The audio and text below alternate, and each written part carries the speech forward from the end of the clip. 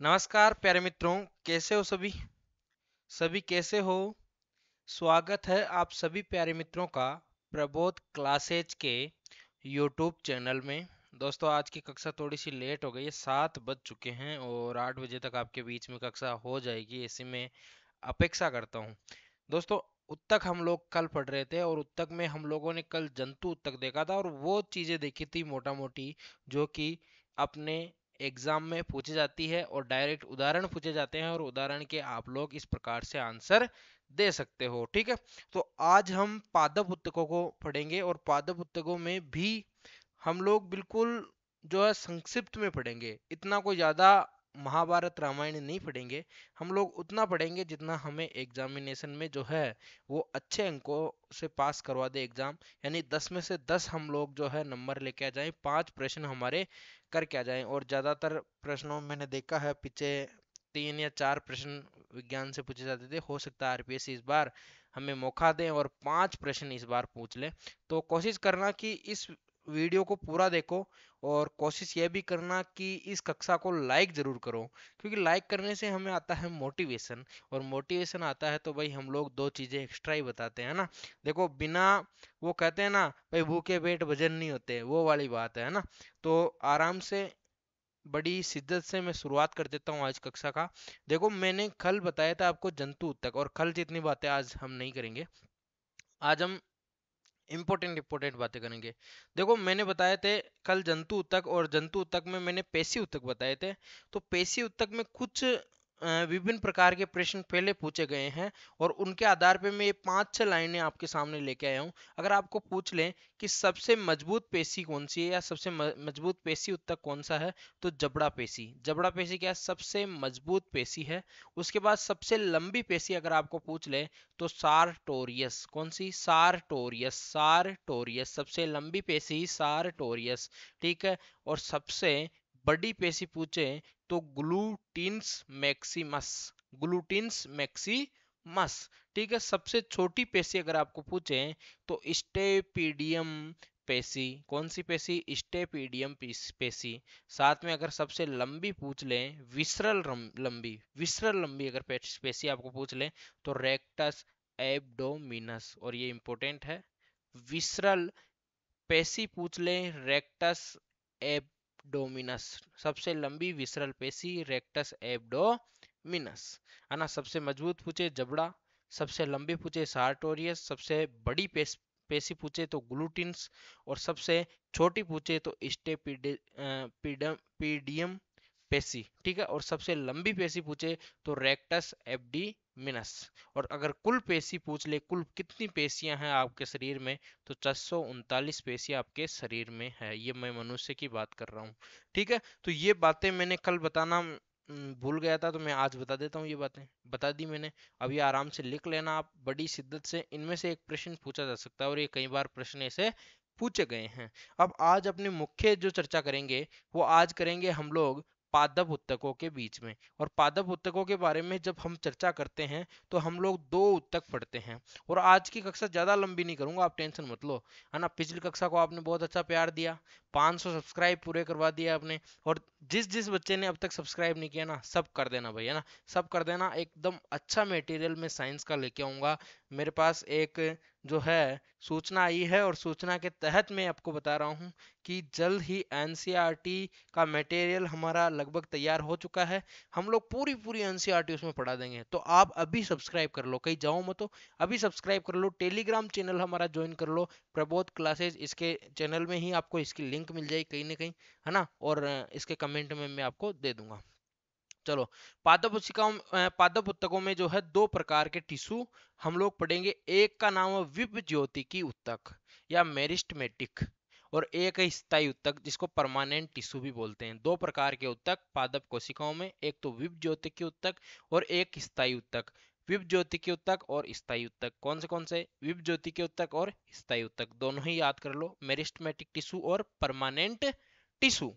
अब बात करते हैं विव ज्योति के उत्तक की। तो मैंने इसी पैराग्राफ में, सॉरी इसी स्लाइड में पूरा का पूरा विप ज्योति के उत्तक समझाने की कोशिश की है। 3 प्रकार के विप ज्योति के उत्तक जो है हमको पढ़ने होते हैं, और जिसमें सबसे पहला है एपिकल मेरिस्टेमेटिक या शीर्षस्थ विप ज्योतिकी। कौन सा? एपिकल मेरिस्टेमेटिक या शीर्षस्थ विप ज्योतिकी। ठीक है, कई बार क्या मेरी जबान पे है ना, कोई कोई नाम आ जाता है लेकिन मैं बोल नहीं पाता हूँ। अब ऐसा क्या पता क्यों है, किस प्रकार का अधिगम मैंने किया था, ये मुझे पता नहीं है उसका ना, थोड़ी साइकोलॉजी पढ़नी पड़ेगी वापस से। ठीक है, शीर्षस्थ विप ज्योतिकी एपिकल मेरिस्टेमेटिक। और इसमें जो है ध्यान रखने योग्य बात क्या है, जड़ एवं तनों के सिरे पर वर्दी बिंदुओं का निर्माण करती है। जड़ एवं तने के सिरों पर क्या करती है? वर्दी बिंदुओं का क्या करती है? निर्माण करती है। तो इसके बारे में सिर्फ इतनी बात ध्यान रखो कि शीर्षस्थ विप ज्योतिकी या एपिकल मेरिस्टेमेटिक क्या काम करती है? जड़ व तनों के सिरों पर वर्दी बिंदु यानी ग्रोइंग पॉइंट का क्या करती है? निर्माण करती है। समझ गए?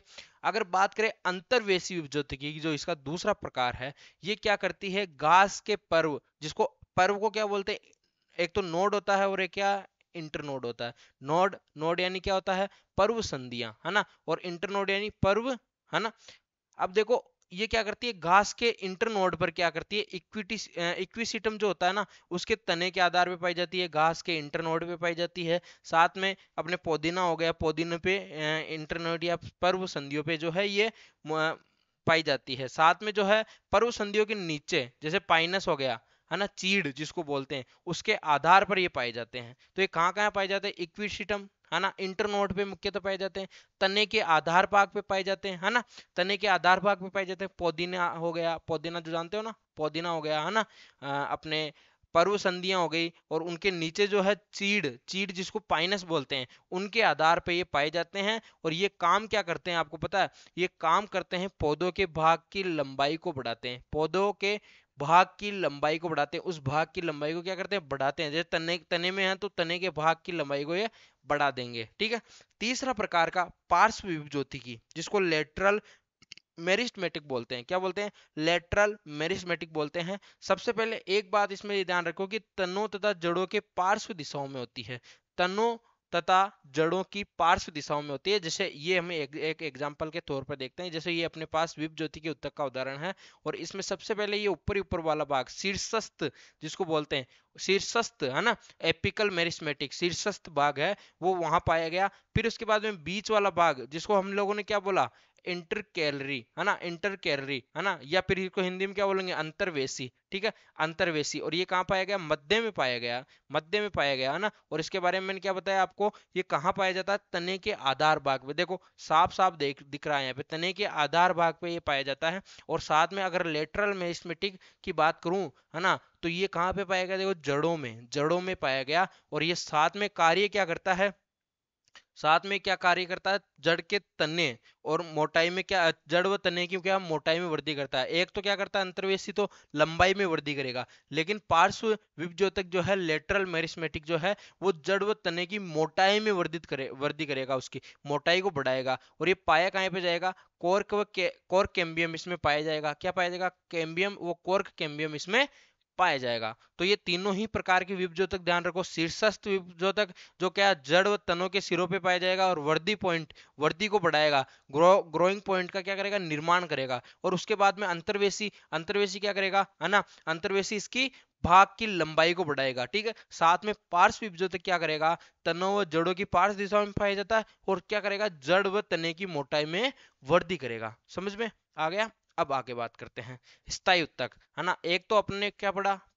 विप ज्योतिक उत्तक। अब हम लोग बढ़ेंगे स्थायी उत्तक, और ये बहुत ज्यादा महत्वपूर्ण है, इसलिए इसकी पूरी डिटेल में आपके सामने लेके आया हूँ, है ना, पूरी की पूरी डिटेल में लेके आया हूँ। अगर वीडियो को अभी तक लाइक नहीं किया ना, तो लाइक कर दो। अगर यहाँ तक कक्षा देख रहे हो ना, तो यानी कि आप लोग सीरियस स्टूडेंट है। अपने आप के लिए तालियां बजा दो, और अभी जो है चैनल को सब्सक्राइब कर दो, और अपने लाइक कर दो, है ना, वीडियो को। ठीक है, अब चलते हैं। तो स्थायी उत्तक 3 प्रकार के होते हैं।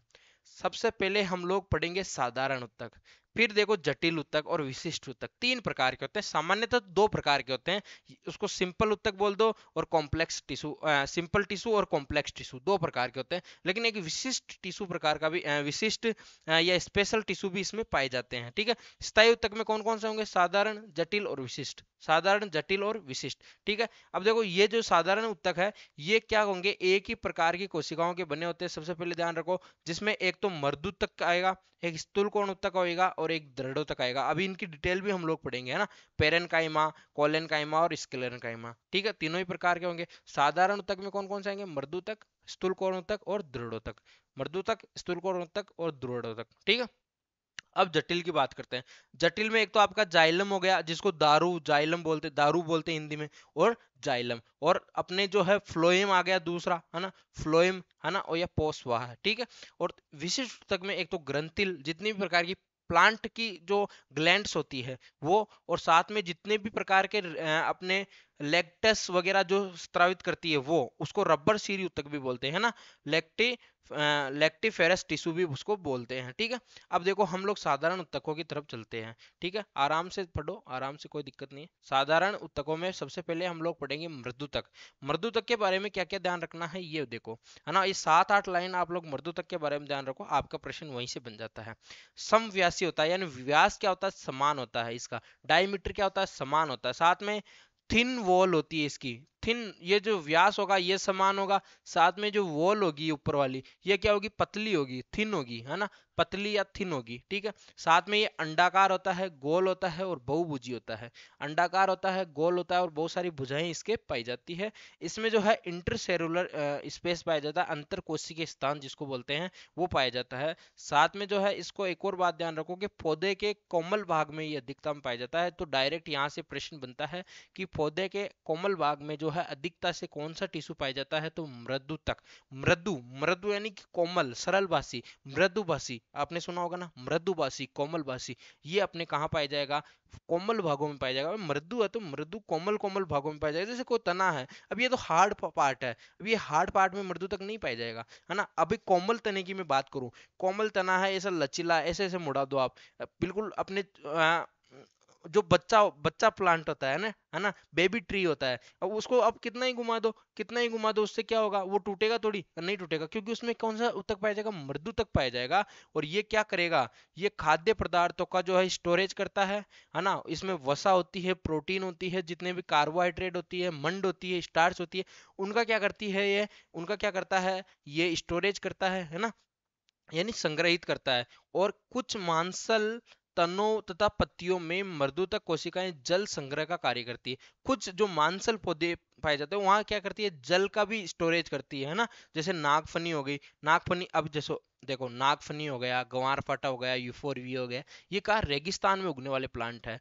और यहाँ क्या वाष्पोत्सर्जन की दर जो है वो अत्यधिक पाई जाती है वहां पे। मतलब कि जैसे कि अपने जैसे ही पौधे की पत्तियों पे प्लांट जो अपने जैसे कोई तालाब है, तालाब में जैसे कि मान लीजिए वहां पे बहुत ज्यादा गर्मी पड़ती है और गर्मी के कारण वो जो जल है वो उड़ के क्या हवा में बन जाता है, हवा बन जाती है उड़ के, है ना। तो वहां पे क्या है, पौधे को अपने पानी की आवश्यकता ज्यादा पड़ती है, इसलिए इसी प्रकार के जो है उस वातावरण में अनुकूलित होने वाले प्लांट भी वहां पे डेवलप होते हैं ओनली। जैसे नागफनी हो गया, ग्वारफाटा हो गया, ये सब चीजें कहाँ? रेगिस्तान में डेवलप होती है। क्यों? क्योंकि इसमें जो है जल की संग्रहण की क्षमता पाई जाती है। अगर इनको 10 दिन भी 20 दिन भी आप जो लोग जैसे ऊंट हो गए ना, ऊंट में भी वो पानी नहीं भरा होता, वो वसा भरी होती है उसमें तो, लेकिन ऊंट भी क्या है, बहुत दिनों तक रेगिस्तान में पाया जाता है, तो उसको पानी क्या पता कहाँ मिलेगा, किस जगह मिलेगा उसको कोई पता नहीं होता। इसलिए वो क्या करेगा? अपने जो है स्टोरेज में पानी जो है इकट्ठा करके रखेगा। उसी प्रकार से ये नागफनी, यूफोरबिया हो गया, और ये भी क्या, अपने तनों के नीचे, है ना, अपने मांसल तनों में जो है वो पानी को, जल को जो है संग्रहित रखते हैं। समझ में आ गया आपको? ठीक है, तो इसके उदाहरण ये ध्यान रखो, नागफनी हो गया, यूफोरबिया हो गया, ये इंपॉर्टेंट है, वेरी वेरी इंपॉर्टेंट, है ना। नागफनी, यूफोरबिया, गंवारफाटा हो गया अपना, केर हो गए, मतलब जितने भी प्रकार की रेगिस्तान में प्लांट पाए जाते हैं उसमें क्या पाया जाएगा, मर्दूतक पाया जाएगा, मर्दूतक, है ना, मर्दूतक पाया जाएगा। ठीक है, अब आगे बात करते हैं। अब बात करते हैं स्थूल कोण उत्तक की, जिसको बोलते हैं कोलेन काइमा। ये दूसरा प्रकार है अपना, है ना, दूसरा प्रकार है किस, कौन से टिश्यू का, जटिल उत्तक का। हाँ, ठीक है, जटिल अपने परमानेंट टिश्यू का जो है वो दूसरा प्रकार है स्थूल कोण उत्तक, जिसको क्या बोलते हैं, स्थूल कोण उत्तक कोलेन काइमा। और ये क्या करता है, कोमल अंगों में दृढ़ता और लचीलता। जब देखो शुरू शुरू में जब अपने प्लांट उगता है उस टाइम अपन इसको कितना ही घुमा ले वो टूटता नहीं है, है ना। जब जब उसमें धीरे धीरे जब क्या इसमें जब स्थूल कोण उत्तक जो है आने लग जाता है तो तनन सामर्थ्य ये इसमें आने लग जाता है किसी भी प्लांट में। जैसे कोई बच्चा है, बच्चा ट्री है, बेबी ट्री, जिसको मैं डायरेक्ट बेबी ट्री आप लोग समझ में, देखो ऐसे ऐसी भाषा बोल रहा हूँ जो समझ में है ना। तो बेबी ट्री जो होता है ना, वो बेबी ट्री कितना ही घुमा लो वो टूटेगा नहीं, पहले उसमें क्या लचीलता होगी, है ना। अब ये यहाँ पे क्या आएगा, यहाँ पे जो है वो दृढ़ता आ जाएगी, किसके कारण, स्थूल कोण उत्तर उत्तक के कारण, है ना। यानी कि स्थूल कोण उत्तक के बारे में इतना ध्यान रखो कि किसी भी पौधे को तनन सामर्थ्य स्ट्रेंथ, है ना, दृढ़ता या फिर लचीलापन जो है वो कौन प्रदान करता है, अपना स्थूल कोण उत्तक प्रदान करता है। साथ में जो है यहाँ पे प्रकाश संश्लेषण की क्रिया भी होती है, ताकि यहाँ पे क्या बने, भोज्य पदार्थ बने, है ना। क्लोरोप्लास्ट पाया जाता है, इसके कारण क्या होगा, प्रकाश संश्लेषण की क्रिया होगी, और यहाँ पे क्या बनेंगे, भोज्य पदार्थ बनेंगे, है ना।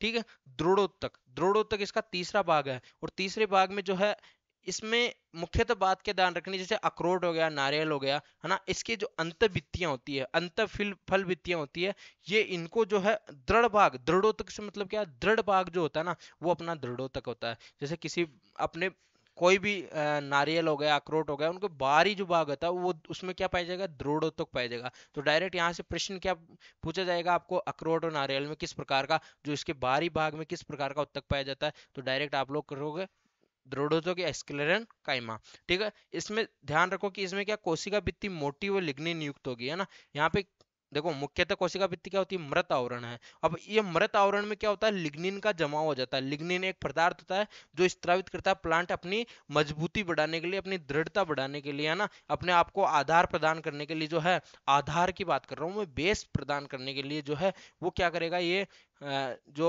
लिग्निन का स्त्राव करेगा प्लांट, और उसके बाहरी सतह पे जो है लिग्निन का जमा हो जाएगा, और वहीं पे क्या पाया जाएगा, दृढ़ोत्तक पाया जाएगा। और साथ में जैसे ही कोशिका परिपक्व हो जाने पर ये मृत हो जाती है ना, जैसे कोशिका डेवलप हो जाएगी तो ये क्या हो जाएगा, मृत हो जाएगा, और बाहर की तरफ से सुरक्षा प्रदान करेगा और सुरक्षित आवरण प्रदान करेगा, है ना। सिंपली ध्यान रखो कि ये जितने भी उत्तक है ये एक प्रकार की कोशिका भी है, सेल्स भी है ना। अब देखो भित्ति के अन्य भित्ति में अनेक साधारण क्या पिट्स पाए जाते हैं, ग्रत पाए जाते हैं, जहाँ पे क्या पड़े होते हैं, लिग्निन का जमा होता है वहां पे, है ना। ठीक है, साथ में एक और ध्यान रखो कि यांत्रिक शक्ति कौन प्रदान करता है, दृढ़ोत्तक अपना यांत्रिक शक्ति प्रदान करता है, किसको, अपने प्लांट को जो यांत्रिक शक्ति, जो दृढ़ता, स्ट्रेंथ जो है वो कौन देगा, वो दृढ़ोत्तक देगा, है ना। मजबूती प्रदान करेगा, बाह्य सुरक्षा आवरण जो है वो ये प्रदान करेगा। ठीक है, अब आपको तीनों ही उत्तक समझ में आ गए होंगे। अब हम लोग पढ़ेंगे जटिल उत्तक, जिसको कॉम्प्लेक्स टिश्यू बोलते हैं। और जटिल उत्तक में जो है अपना जाइलम, जाइलम के बारे में सबसे पहले पढ़ते हैं। देखो जाइलम का मुख्य कार्य क्या होता है, जड़ों से जो है जल को, है ना, जड़ों से जल को अपने प्लांट के अनेक भागों तक पहुंचाना इसका कार्य होता है ना। इसमें जो है जैसे आपकी ब्लड होता है, ब्लड का सर्कुलेशन किसके द्वारा होता है, आपकी रक्त में जो सिराएं अपने जो बॉडी में सिराएं धमनियां पाई जाती है उनके कारण, उनके द्वारा होता है। अब यहाँ पे क्या होगा, जाइलम क्या कार्य करेगा, जितने प्रकार का मटेरियल होते हैं, खनिज पदार्थ होते हैं, उसके अलावा लवण होते हैं, खनिज पदार्थ होते हैं, और जल होता है, उसको क्या करेगा, पौधे के अनेक भागों तक पहुंचाएगा, है ना। ये नलकियों रूप से, जैसे एक मोटर का क्या कार्य होता है, मोटर का कार्य तो होता है पंप करना, ठीक है, लेकिन पंप किस में करेंगे, वो पाइपों में करेंगे। तो ये अनेक प्रकार के पाइपों के रूप में, नलिकाओं के रूप में जो है जाइलम पाया जाता है, जो अपने जल को, है ना, जल या खनिज लवण, इनको क्या करेगा, अनेक अनेक पौधों के भागों तक पहुंचाएगा। तो ध्यान रखना जाइलम का मुख्य कार्य यही है, जल तथा लवणों को विभिन्न भागों तक पहुंचाएगा, इसीलिए इसको क्या कहते हैं, जल संवहन उत्तक भी बोलते हैं। क्या बोलते हैं, जल संवहन उत्तक भी बोलते हैं। साथ में जो है इसमें उपस्थित कोशिकाओं की भित्तियां मोटी दृढ़ होने के कारण ये उत्तक पौधों के भाग को यांत्रिक शक्ति भी प्रदान करता है। ये क्या काम करेगा, एक तो यांत्रिक शक्ति प्रदान करेगा और जल को पौधे के अनेक भागों तक पहुंचाएगा। ठीक है, साथ में फ्लोएम, फ्लोएम के बारे में ध्यान रखो कि ये भोज्य पदार्थों को स्थानांतरित करेगा। देखो खनिज लवण और जल को कौन कौन पहुंचाएगा, अपना जाइलम। और फ्लोएम क्या करेगा, जितने भी भोज्य पदार्थ है, जितने भी भोज्य पदार्थ का निर्माण हुआ है ना, वो सभी वो पूरे पूरे भागों पे पहुंचाएगा। ठीक है, हरे भाग में देखो पत्तियों में भोजन का निर्माण होता है ना, तो ये क्या पाया जाएगा, पत्तियों से अपने जड़ तक, पौधे के अनेक भाग तक, तने तक, ये क्या करेगा, भोज्य पदार्थ को पहुंचाएगा। समझ में आ गया। और देखो जाइलम तो क्या करेगा, अपने नीचे से, अपने जैसे जड़ों से क्या करेगा, जड़ों से अनेक भागों तक, पत्तियों तक, इन तक क्या पहुंचाएगा, जल पहुंचाएगा। लेकिन फ्लोएम क्या करेगा, अपनी पत्तियों से जड़ों तक, तने तक, ये क्या पहुंचाएगा, अपने भोज्य पदार्थ पहुंचाएगा। ठीक है, अब आगे पढ़ते हैं विशिष्ट ऊतक के बारे में। और विशिष्ट ऊतक में आते हैं अपने गोंद हो गया, रेजिन हो गया, जितने भी स्त्रावित पदार्थ होते हैं, है ना, तेल हो गया, लैक्टस हो गया, जितने भी, जैसे लैक्टस मतलब दूध, है ना, जो अब कई कई पौधे आपने देखे होंगे तोड़ते हैं, उसमें क्या निकल जाता है, लैक्टस निकल जाता है, दूध निकल जाता है। ठीक है, और कई पदार्थ जैसे अपने बबूल हो गया, बबूल में क्या लगते हैं, गोंद लगते हैं, है ना, रेजिन, तेल, अपने सरसों में तेल निकलता है, कोई पौधों के बागों में तेल निकलता है। तो ये सब विशिष्ट ऊतक के कारण होते हैं। अब इसमें भी दो प्रकार के ऊतक पाए जाते हैं। एक तो होता है ग्रंथिल ऊतक, जिसको ग्लैंडुलर टिश्यू बोलते हैं। एक अपने रबर सीरी ऊतक होते हैं, जिसे लैक्टिफेरस टिश्यू बोलते हैं। ठीक है, अब देखो ग्रंथिल ऊतक में एक तो बाह्य ग्रंथियां होती है, जो बाह्य त्वचा पे पाई जाती है। एक होती है आंतरिक ग्रंथियां, जिसमें दो प्रकार की ग्रंथियां होती है, जिसमें तेल ग्रंथियां और रेजिन ग्रंथियां। तेल ग्रंथियां तो अपने नींबू हो गया, नारंगी हो गया, इसमें अधिकता से पाई जाएगी, है ना। और ये इंपॉर्टेंट, वेरी वेरी इंपॉर्टेंट प्रश्न है, देख लेना, यहाँ से प्रश्न बनेगा हमेशा। तेल ग्रंथियां कहाँ पाई जाती है, नींबू और नारंगी में, है ना। और साथ में रेजिन ग्रंथियां, कई बार क्या है, ये तेल ग्रंथियों वाला प्रश्न आप लोग गलत करके आते हो, क्योंकि आप लोग सोचते हो कि यार तेलीय जो होंगे पौधे उनमें पाई जाएगी, लेकिन अधिकता से अगर आपको पूछे अधिकता पे किस में पाई जाती है, तो नींबू और नारंगी में तेल ग्रंथियां पाई जाएगी, ऑयल ग्लैंड्स जो है वो पाई जाएगी। और रेजिन ग्रंथियां रेजिन नामक पदार्थ बनाती है, ये आपको ध्यान रखना है। रबर सीरी ऊतक के बारे में क्या ध्यान रखना है, ये पोस्ट हो गया, सॉक्स हो गया, हेविया हो गया, है ना, जितने भी प्रकार के लेक्टस जिन जिन पौधों से निकलते हैं, लैक्टस यानी दूध जिन पौधों से निकलता है, वो रबर सीरी ऊतक में आएंगे, लेक्टिफेरस टिश्यू में आएंगे। अब हम एक बार इसको रिवीजन करते हैं ना, और अच्छे से इसको पूरी की पूरी जो है पढ़ने की कोशिश करते हैं। देखो देखो मैंने आपको बताया, सबसे पहले मजबूत पेशी जबड़ा पेशी होती है, सबसे लंबी पेशी साइटोरियस पेशी होती है, सबसे बड़ी पेशी ग्लूटिन्स मैक्सिमम, है ना।